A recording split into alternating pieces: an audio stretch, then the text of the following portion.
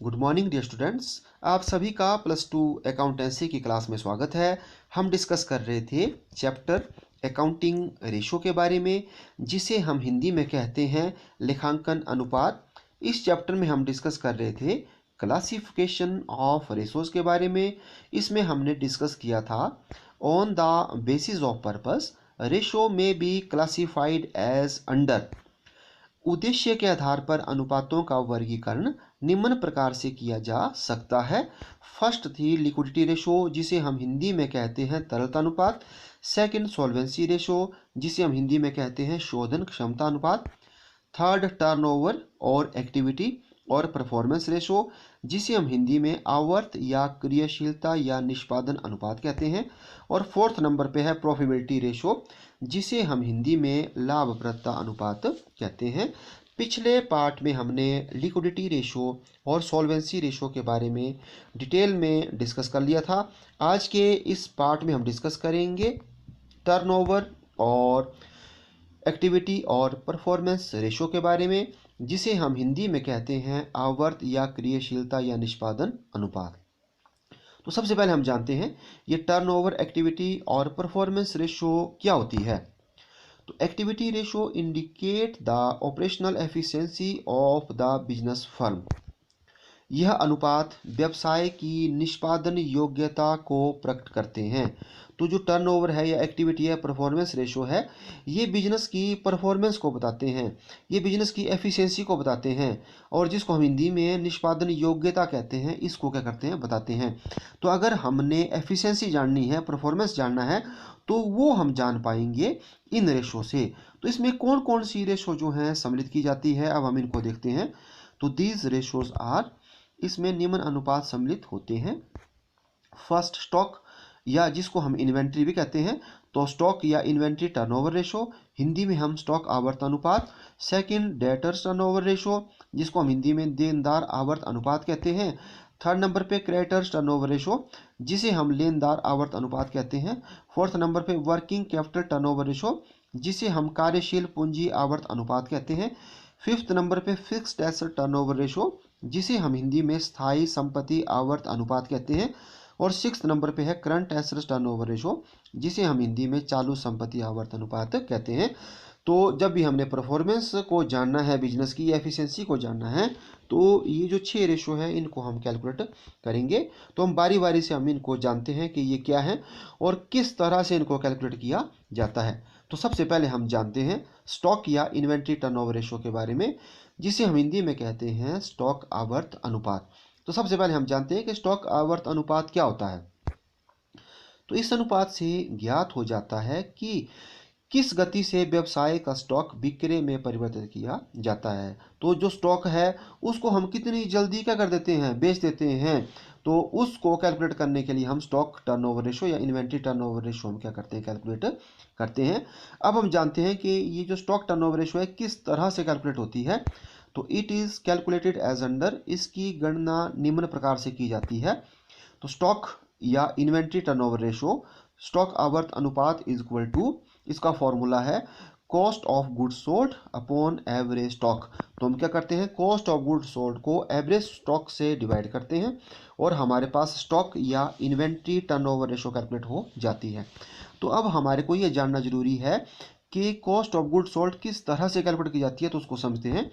तो cost of goods sold is equal to opening stock plus purchases plus wages plus all direct expenses minus closing stock. तो हम क्या करते हैं, जो प्रारंभिक रहती है उसमें जो क्रय और जो वेजेज है और जितने भी प्रत्यक्ष हमारे डायरेक्ट एक्सपेंसेस हैं उनको प्लस करते हैं हम, और उसमें हम जो है क्लोजिंग स्टॉक अंतिम रहती है को माइनस करते हैं, और हमारे पास cost of goods sold calculate हो जाता है। या हम जो है इसको सेल्स में से ग्रॉस प्रॉफिट को लेस करके भी कैलकुलेट कर सकते हैं। या अगर हमारे को सेल दिया है और ग्रॉस लॉस दिया हुआ है, तो सेल में हम ग्रॉस लॉस को ऐड करके भी कॉस्ट ऑफ गुड्स सोल्ड को कैलकुलेट कर सकते हैं। तो आप देखेंगे कि आपको क्वेश्चन में किस तरीके से बोला हुआ है, तो जो भी बोला हुआ है उस तरीके से आप कैलकुलेट कर सकते हैं। ये फॉर्मूले आपको बता दिए गए। अब हम जानते हैं एवरेज स्टॉक के बारे में। तो एवरेज स्टॉक कैसे कैलकुलेट किया जाता है। तो average stock is equal to opening stock plus closing stock upon 2। तो हम जो प्रारंभिक रहतिया है उसमें अंतिम रहतिये को जमा करते हैं और डिवाइड करते हैं 2 से, और हमारे पास एवरेज स्टॉक कैलकुलेट हो जाता है। यहाँ एक इम्पोर्टेंट बात है, नोट इसको ध्यान रखना। जब प्रारंभिक स्टॉक नहीं दिया जाता है तो औसत स्टॉक की बजाय अंतिम स्टॉक का प्रयोग किया जाता है। अर्थात जब आपके पास एक ही स्टॉक दिया हुआ है, आपके पास ओपनिंग स्टॉक नहीं दिया है, सिर्फ आपके पास क्लोजिंग स्टॉक दिया हुआ है, तो उस क्लोजिंग स्टॉक को ही आप क्या करेंगे, एवरेज स्टॉक ट्रीट करेंगे। फिर आप उसको डिवाइड नहीं करेंगे 2 से, तो जो क्लोजिंग स्टॉक होगा वही आपका क्या होगा, एवरेज स्टॉक होगा। तो यहाँ ये बात जरूरी है कि जब आपके पास ओपनिंग स्टॉक ने दिया है, सिर्फ क्लोजिंग स्टॉक दिया है, तो क्लोजिंग स्टॉक ही क्या होगा, एवरेज स्टॉक होगा। तो किस तरीके से आप जो है स्टॉक टर्नओवर रेशो कैलकुलेट करेंगे, cost of goods sold divide by average stock.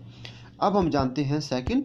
तो सेकंड जो रेशो है वो है डेटर्स टर्नओवर रेशो, जिसको हम हिंदी में कहते हैं देनदार आवर्त अनुपात। तो सबसे पहले हम जानते हैं कि डेटर टर्नओवर रेशो क्या होती है। तो यह अनुपात वर्ष के उधार विक्रय तथा औसत देनदारों के बीच संबंध को प्रकट करता है। तो जब हम जो क्रेडिट सेल है उसको हम जो है एवरेज डेटर से डिवाइड करते हैं तो हमारे पास डेटर्स टर्नओवर रेशो कैलकुलेट हो जाती है, और औसत देनदारों को हम एवरेज अकाउंट्स रिसीवेबल्स भी कहते हैं। अब हम जानते हैं कि डेटर टर्नओवर रेशो को कैसे कैलकुलेट किया जाता है। तो it is calculated as under, इसकी गणना निम्न प्रकार से की जाती है। तो डेटर्स टर्नओवर रेशो देनदार आवर्त अनुपात इज इक्वल टू, तो इसका फार्मूला है net credit sale upon average debtors. तो आप क्या करते हैं, जो क्रेडिट सेल्स होती है नेट, उसको आप एवरेज डेटर से भाग देते हैं और आपके पास डेटर्स टर्नओवर रेशो कैलकुलेट हो जाती है। अब हम जानते हैं कि नेट क्रेडिट सेल किस तरह से कैलकुलेट की जाती है। तो net credit sale is equal to total sale minus cash sale. जितनी हमारा कुल विक्रय होता है उसमें से हम नगद विक्रय को माइनस करते हैं और हमारे पास नेट क्रेडिट सेल अर्थात उधार बिक्री जो है ज्ञात हो जाती है। अब हम जानते हैं कि एवरेज डेटर्स को किस तरह से कैलकुलेट किया जाता है। तो average debtor is equal to debtors at the beginning plus debtors at the end divide by 2। जो हमारे पास शुरू के जो डेटर्स थे उनमें हम अंतिम जो डेटर्स थे उनको प्लस करेंगे, डिवाइड बाय 2 से करेंगे और हमारे पास एवरेज डेटर कैलकुलेट हो जाएंगे। अब हम जानते हैं कि एवरेज कलेक्शन पीरियड अगर हमने निकालना है तो उसको किस तरीके से निकाला जा सकता है। तो average collection period is equal two days in a year upon debtors turnover ratio. तो अगर हमने जो एवरेज कलेक्शन पीरियड है वो डेज में निकालना है तो डेज इन ईयर ले लेंगे, तो 365 और लीप ईयर में 366 होते हैं, और इसको हम डिवाइड करेंगे जो हमने ऊपर कैलकुलेट की डेटर टर्नओवर रेशो से, वो हमारे पास एवरेज कलेक्शन पीरियड आ जाएगा कि हम कितनी जल्दी जो हैं जो हम उधार विक्रय करते हैं उसकी कलेक्शन हमारे को कितने दिनों के अंदर हो जाती है। तो हम इस फार्मूले की सहायता से उसको कैलकुलेट कर सकते हैं। तो यहाँ पर एक और इम्पोर्टेंट बात है कि जब भी हम एवरेज डेटर को कैलकुलेट करेंगे या जिसका मैंने आपको नाम बताया है एवरेज अकाउंट्स रिसीवेबल्स, तो उसको हम किस किस तरह से कैलकुलेट कर सकते हैं। तो ओपनिंग, एक हम ओपनिंग ले लेंगे डेटर्स, और हमारे को अगर बिल्स रिसीवेबल्स दिए ओपनिंग तो उनको भी प्लस करेंगे, और क्लोजिंग डेटर्स और बिल्स रिसीवेबल्स इनको प्लस करेंगे और डिवाइड बाय 2 करेंगे और हमारे पास एवरेज अकाउंट्स रिसीवेबल्स कैलकुलेट हो जाएंगे, या जिनको हम एवरेज डेटर्स भी कहते हैं। तो जब भी आपने एवरेज अकाउंट्स रिसीवेबल्स कैलकुलेट करने हैं तो ओपनिंग डेटर्स में ओपनिंग बिल्स रिसीवेबल को प्लस करो और क्लोजिंग डेटर्स में क्लोजिंग बिल्स रिसीवेबल को प्लस करो और डिवाइड बाय 2 करो और आपके पास एवरेज अकाउंट्स रिसीवेबल कैलकुलेट हो जाएंगे। और फार्मूला फिर से बताता हूँ, debtors turnover ratio equal to net credit sales upon average debtor, या आप कर सकते हैं net credit sale upon average accounts receivables. तो यहाँ पर भी एक बात ध्यान देने योग्य है कि अगर आपके पास ओपनिंग जो डेटर्स और बिल्स रिसीवेबल ना दिए हुए हो तो आपने जो क्लोजिंग मतलब आपको दिए जाते हैं उन्हीं को ही आपने क्या करना है, जो औसत देनदार आपने उनको मानना है। ठीक है, तो हमने क्या जान लिया डेटर्स टर्नओवर रेशो के बारे में। अब हम थर्ड नंबर पे जानते हैं। थर्ड नंबर पे है क्रेडिटर्स टर्नओवर रेशो, जिसे हम हिंदी में कहते हैं लेनदार आवर्त अनुपात। तो सबसे पहले हम जानते हैं कि क्रेडिटर्स टर्नओवर रेशो क्या है। तो यह अनुपात वर्ष के उधार क्रय और औसत लेनदारों के बीच संबंध प्रकट करता है। तो जो हमने क्रेडिट परचेज किया है और हम डिवाइड करेंगे एवरेज अकाउंट्स पेएबल से और हमारे पास क्रेडिटर्स टर्नओवर रेशो कैलकुलेट हो जाएगी। तो ये किस किस में रिलेशनशिप बताता है, एक क्रेडिट परचेज और एवरेज क्रेडिटर्स के बीच में रिलेशन को प्रकट करता है। अब हम जानते हैं कि क्रेडिटर्स टर्नओवर रेशो किस तरह से कैलकुलेट की जाती है। तो it is calculated as under, इसकी गणना निम्न प्रकार से की जाती है।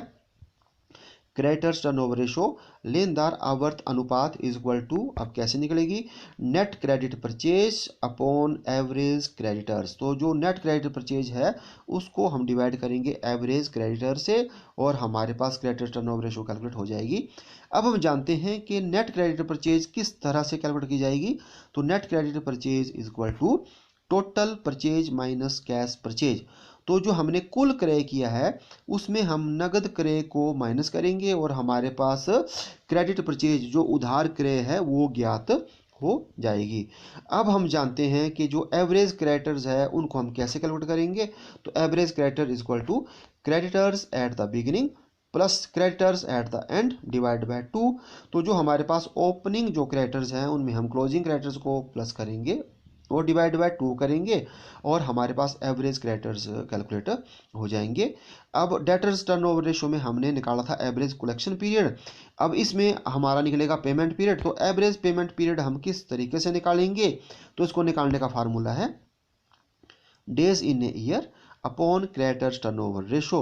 तो जितने भी एक वर्ष में डेज होते हैं, आपको मैंने बताया कि 365, लीप ईयर में 366, इसको हम डिवाइड करेंगे क्रेडिटर्स टर्नओवर रेशो, जो आपको अभी ऊपर बताई किस तरह से कैलकुलेट की जाएगी ये, और हमारे पास क्या आ जाएगा एवरेज जो आपके पेमेंट पीरियड है वो आ जाएंगे। इससे हमारे को यह ज्ञात हो जाता है कि जो हमने उधार क्रय किया होता है उसका पेमेंट हम कितने दिनों के बाद जो है कर देते हैं। अब यहाँ पर एक और इम्पोर्टेंट बात है, हम जानते हैं कि एवरेज अकाउंट्स पेएबल किस तरह से कैलकुलेट किया जाता है। जैसे आपको मैंने पहले बताया कि एवरेज अकाउंट्स रिसीवेबल कैसे कैलकुलेट किया जाता है, अब आपको बताया जाएगा एवरेज अकाउंट्स पेएबल किस तरह से कैलकुलेट किया जाता है। तो ओपनिंग आप क्रेडिटर्स लेंगे और प्लस आप ओपनिंग बिल्स पेएबल लेंगे और उसमें आप प्लस करेंगे क्लोजिंग क्रेडिटर्स और बिल्स पेएबल और इनको डिवाइड करेंगे 2 से और आपके पास एवरेज अकाउंट्स पेएबल कैलकुलेट हो जाएंगे। और अब आपको फार्मूला बताता हूँ फिर से क्रेडिटर्स टर्नओवर रेशो का। तो क्रेडिटर्स टर्नओवर रेशो का फार्मूला हो गया net credit purchase upon average creditor या net credit purchase upon average accounts payable. तो आपको एक बात मैं यहाँ बता देता हूँ जो आपको मैंने पहले बताई कि अगर आपके पास ओपनिंग जो क्रेडिटर्स हैं और बिल्स पेएबल हैं गिवन नहीं है, तो आप जो है क्लोजिंग को ही क्या कर देंगे एवरेज अकाउंट्स पेएबल मानेंगे, ठीक है। और अगर दोनों दिए हैं तो ओपनिंग क्रेडिटर्स में बिल्स पेएबल प्लस और क्लोजिंग में क्रेडिटर्स में बिल्स पेएबल प्लस और डिवाइड बाय 2 करके जो एवरेज अकाउंट्स पेएबल है वो कैलकुलेट करेंगे। तो हमने जान लिया क्रेडिटर्स टर्नओवर रेशो। इसके बाद जो है हम 4th नंबर पे जानते हैं वर्किंग कैपिटल टर्नओवर रेशो, जिसे हम हिंदी में कहते हैं कार्यशील पूंजी आवर्त अनुपात। सबसे पहले हम जानते हैं कि ये क्या है। तो यह अनुपात इस बात को प्रकट करता है कि क्या बिक्री बढ़ाने के लिए कार्यशील पूंजी का कुशल प्रयोग किया गया है। अर्थात इस रेशो से हमारे को पता चलता है कि जो हमारी सेल्स बढ़ रही है तो क्या हमारी जो है वर्किंग कैपिटल का भी हम प्रॉपर तरीके से यूटिलाइजेशन कर रहे हैं कि नहीं कर रहे हैं। अब हम जानते हैं कि किस तरह से working capital turnover ratio calculate होता है। तो वर्किंग कैपिटल टर्नओवर रेशो कार्यशील पूंजी आवर्त अनुपात इज इक्वल टू, इसका फार्मूला है कॉस्ट ऑफ गुड्स सोल्ड और net sale divide by net working capital. तो सबसे पहले हम जो है प्रेफर करेंगे कॉस्ट ऑफ गुड सोल्ड को। अगर आपके पास कॉस्ट ऑफ गुड सोल्ड नहीं दिया हुआ है तो आप नेट सेल्स ले लेंगे और डिवाइड करेंगे नेट वर्किंग कैपिटल से और आपके पास working capital turnover ratio calculate हो जाएगी। आपको कॉस्ट ऑफ गुड सोल्ड के बारे में आपको मैंने पहले बता दिया है जब हमने स्टॉक टर्नओवर रेशो के बारे में सीखा था। तो फिर से बता देता हूँ, cost of good sold is equal to opening stock plus purchases plus wages plus all direct expenses minus closing stock और सेल्स माइनस ग्रॉस प्रॉफिट और सेल्स प्लस ग्रॉस लॉस। तो इस तरीके से हम कॉस्ट ऑफ गुड सोल्ड को calculate कर सकते हैं। अब हम जानते हैं कि नेट वर्किंग कैपिटल को किस तरह से कैलकुलेट किया जाता है। तो net working capital is equal to current assets minus current liabilities. जो भी हमारी चालू संपत्तियां हैं उनमें से हम चालू दायित्वों को माइनस करेंगे और हमारे पास नेट वर्किंग कैपिटल आ जाएगी। और फिर हम बड़ा इजीली, जब हमारे पास कॉस्ट ऑफ गुड सोल्ड है या कॉस्ट ऑफ गुड सोल्ड नहीं, हमारे को नेट सेल दी हुई है, तो हम डिवाइड करेंगे नेट वर्किंग कैपिटल से और हमारे पास working capital turnover ratio calculate हो जाएगा। अब हम जानते हैं 5th नंबर पे फिक्स्ड एसेट्स टर्नओवर रेशो, स्थायी संपत्ति आवर्त अनुपात, इसको कैसे कैलकुलेट किया जाता है और ये क्या होता है। तो यह अनुपात स्थायी संपत्तियों के कुशल प्रयोग को मापता है। तो इस रेशो से हमारे को पता चलता है कि जो हमारी फिक्स्ड एसेट्स है उनका हम कितने अच्छे तरीके से यूटिलाइजेशन कर रहे हैं। तो ये रेशो बताती है फिक्स्ड एसेट टर्नओवर रेशो। अब हम जानते हैं कि किस तरह से fixed asset turnover ratio calculate होती है। तो फिक्स्ड एसेट टर्नओवर रेशो, स्थायी संपत्ति आवर्त अनुपात, इसको ज्ञात करने का फार्मूला है equal to cost of goods sold और नेट सेल डिवाइड बाय करेंगे हम नेट फिक्स्ड एसेट्स। तो इसमें भी सबसे पहले हमारे को कॉस्ट ऑफ गुड्स सोल्ड को कैलकुलेट करना पड़ेगा। अगर ये नहीं दिया है तो नेट सेल, और नेट सेल आपको बताया है टोटल सेल जो है उसमें से हम सेल्स रिटर्न को लेस करेंगे और हमारे पास नेट सेल आ जाएगी। तो प्रेफर हम करेंगे कॉस्ट ऑफ गुड्स सोल्ड को और डिवाइड बाय करेंगे हम नेट फिक्स्ड एसेट से और हमारे पास fixed asset turnover ratio calculate हो जाएगी। अब हम जानते हैं कि नेट फिक्स्ड एसेट्स कैसे निकलेगी। तो net fixed assets equal to total fixed asset minus depreciation. तो जितने भी हमारे स्थायी संपत्तियां हैं उनका जो मूल्य ह्रास बन रहा है उनमें से हम मूल्य ह्रास को लेस करेंगे और हमारे पास नेट फिक्स्ड एसेट्स आ जाएगी। और फिर जब हम कॉस्ट ऑफ गुड सोल्ड को या नेट सेल को डिवाइड करेंगे नेट फिक्स्ड एसेट से तो हमारे पास fixed asset turnover ratio calculator हो जाएगी। अब हम जानते हैं 6th नंबर की रेशो जो है करंट एसेट टर्नओवर रेशो, जिसे हम हिंदी में कहते हैं चालू संपत्ति आवर्त अनुपात। तो हम जानते हैं कि ये क्या है। तो यह अनुपात चालू संपत्तियों का कितनी कुशलता से प्रयोग हो रहा है को मापता है। तो जो हमारे पास करंट एसेट्स हैं उनको हम कितने तरीके से यूज़ कर रहे हैं उसको जो है करंट एसेट टर्नओवर रेशो से कैलकुलेट किया जाता है। अब हम जानते हैं कि किस तरह से कैलकुलेट किया जाता है। तो करंट एसेट्स टर्नओवर रेशो चालू संपत्ति आवर्त अनुपात इज इक्वल टू, इसमें भी फार्मूला है कॉस्ट ऑफ गुड सोल्ड और net sale divide by current assets. तो जब हम ऐसा करते हैं कॉस्ट ऑफ गुड सोल्ड और नेट सेल्स को करंट एसेट से डिवाइड करते हैं तो हमारे पास कैलकुलेट हो जाता है। अब आपको फिर से बता देता हूं, क्योंकि जो कॉस्ट ऑफ गुड सोल्ड है वो आपकी जो करंट एसेट टर्नओवर रेशो है इसमें भी आ रही है, वर्किंग कैपिटल टर्नओवर रेशो में भी आ रही है और फिक्स्ड एसेट टर्नओवर रेशो में भी आ रही है, स्टॉक टर्नओवर रेशो में भी आ रही है। अब फिर से बता देते हैं कि कॉस्ट ऑफ गुड सोल्ड कैसे निकाली जाती है। तो cost of good sold is equal to opening stock plus purchases plus wages plus all direct expenses minus closing stock. यह आपको मैंने बताया हुआ है कि सेल्स माइनस ग्रॉस प्रॉफिट, तब भी कॉस्ट ऑफ गुड सोल्ड को कैलकुलेट कर सकते हैं, या सेल्स प्लस ग्रॉस लॉस, तब भी हमारे पास जो है cost of good sold calculate हो जाती है। तो sales plus gross loss and sales minus gross profit. और दूसरा फार्मूला बताया आपको मैंने, opening stock plus purchases plus wages plus all direct expenses minus closing stock. तो आज के इस पार्ट में बस इतना ही। अब मिलते हैं नेक्स्ट पार्ट में।